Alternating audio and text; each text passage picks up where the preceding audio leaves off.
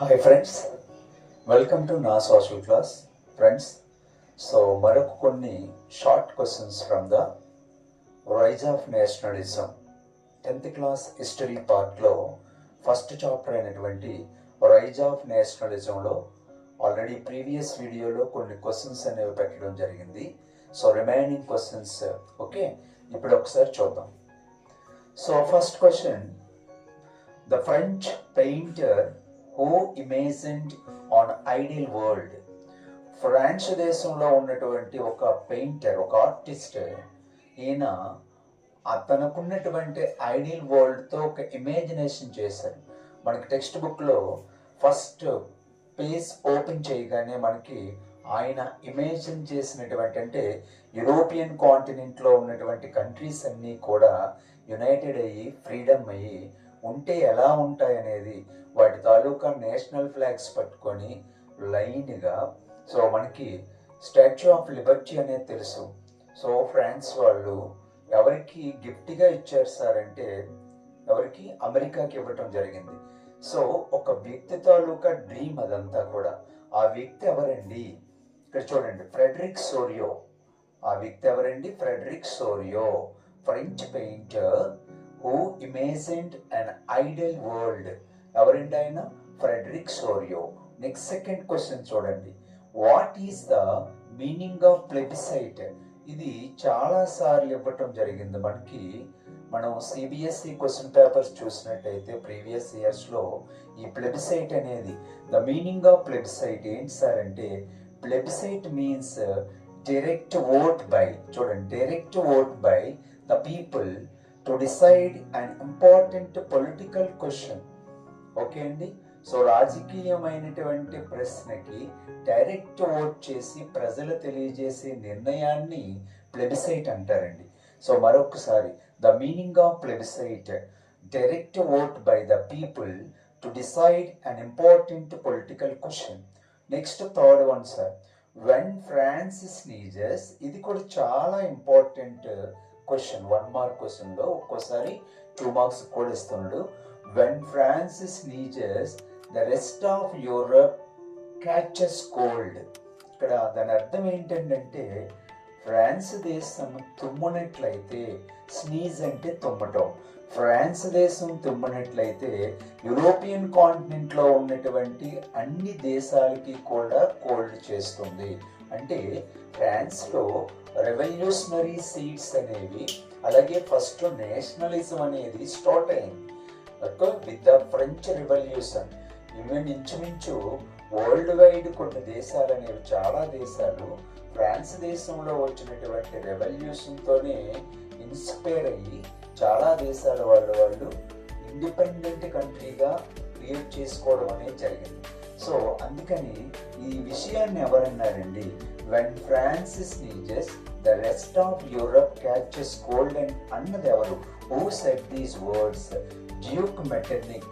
ఈయన తాలూకు ఇంపార్టెన్స్ ఎంత ఉందో చూడండి. ఫస్ట్ టాపిక్లో డ్యూక్ మెటర్నిక్ ఎవరు సార్ అంటే, he was the chancellor of Austria. Austria దేశం యొక్క ఛాన్సలర్ డ్యూక్ మెటర్నిక్. ఈయనే కాంగ్రెస్ ఆఫ్ వియన్నాకి కూడా హోస్ట్ చేసింది Duke Metternich. Next one, fourth question చూడండి, జర్మనీ.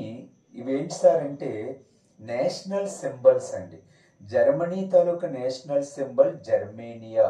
ప్రపంచంలో అన్ని దేశాలు కూడా వాటి నేషనల్ సింబల్స్ని మదర్తో పోల్చారు, ఫీమేల్తోనే పోల్చారు. For example, India national symbol ఏంటి సార్ అంటే భరతమాత. ఓకే, సో అలాగా జర్మనీ నేషనల్ సింబల్ జర్మేనియా. మరి ఫ్రాన్స్కి ఏంటండి? ఇక్కడ క్వశ్చన్ మార్క్ ఉంటుంది క్వశ్చన్ పేపర్లో. ఫ్రాన్స్కి ఏంటి సార్ అంటే Marianne. Marianne is the national symbol of the France. Germania is the national symbol of the Germany. Britannia is the national symbol of the Britain. England తాలూకా national symbol Britannia. అలాగా జర్మనీకి ఏమో Germania, ఫ్రాన్స్కి ఏమో Marianne. Next fifth one చూద్దాం sir. Civil code of 1804 also known as Napoleonic code. ఈయన ఒక చట్టాన్ని తీసుకొచ్చారు సార్. నెపోలియానిక్ కోడ్కి ఇంకొక పేరు. What is the another name of నెపోలియానిక్ code? Civil code. Civil code another name is Napoleonic code. Next question, choose the odd one out. ఇందులో డిఫరెంట్గా ఉన్న నేమ్ ఏంటి అంటే, డిఫరెంట్ అంటే మ్యాజినీ, కౌర్, బిస్మార్క్, గార్బాల్డి. ఇందులో Bismarck belongs to Germany. Remaining 3 members కూడా ఏ దేశానికి చెందిన వాళ్ళు అంటే ఇటలీకి. ఇటలీ యూనిఫికేషన్లో చెందిన వాళ్ళు మాజినీ, కౌర్, గారిబాల్డి. సో ఇక్కడ ఆడ్ వన్ ఏంటి సార్ అంటే బిస్మార్క్ అండి. Next 7th one, find out miss matched. ఇక్కడ మిస్ మ్యాచ్డ్ పెయిర్ అనేది ఒకటి ఉంది, దాన్ని ఫైండ్ అవుట్ చేయమన్నారండి. ఇక్కడ ఒకసారి చూద్దాం. Frederic Sorrieu artist, Ernest Renan philosopher, and Andreas Rebmann. Andreas Rebmann one of the historian. Friedrich List అనేవాడు ప్రొఫెసర్ ఆఫ్ ఎకనామిక్స్ అండి. ఇందులో రైట్ ఏంటో చూద్దాం. The first one is right sir. Frederic Sorrieu ఈ was an artist అండి. Ernest Renan ఒక philosopher అండి. Ernest Renan అనే వ్యక్తి ఒక ఫిలాసఫర్, కరెక్ట్, ఇది రైట్. ఇక్కడ ఆండ్రియస్ రెబ్మాన్ హిస్టోరియన్ కాదు, ఇది wrong. Andreas Rebmann one of the journalist. Andreas Rebmann ఎవరండి? జర్నలిస్ట్. ఇక్కడ ఫ్రెడరిక్ లిస్ట్ అనేవాడు ప్రొఫెసరే, కరెక్టే. And next question sir, what is suffrage? ఇది చాలా సార్లు అడిగారు. What is suffrage or universal suffrage అని. Universal suffrage means the right to vote.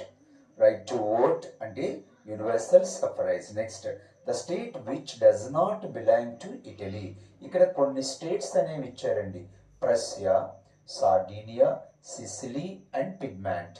ఇందులో ఒక ఇటలీ దేశానికి చెందనిది ఏదేంటంటే సార్డీనియా ఇటలీ దేశంలో ఉంది, సిసిలీ కూడా ఉంది, పిగ్మాంట్ ఉంది. ఇక్కడ చెందనిది Prussia. Prussia belongs to Germany.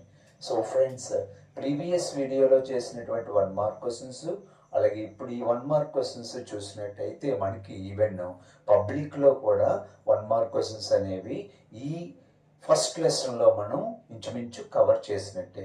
So next వీడియోలో నేను మ్యాప్ పాయింటింగ్ చేయడం అనేది జరుగుతుంది. ఫ్రెండ్స్, ఇంకా మీకు ఏదైనా డౌట్ ఉన్నట్టయితే కామెంట్ బాక్స్లో కామెంట్ చేయండి. Okay, thank you so much.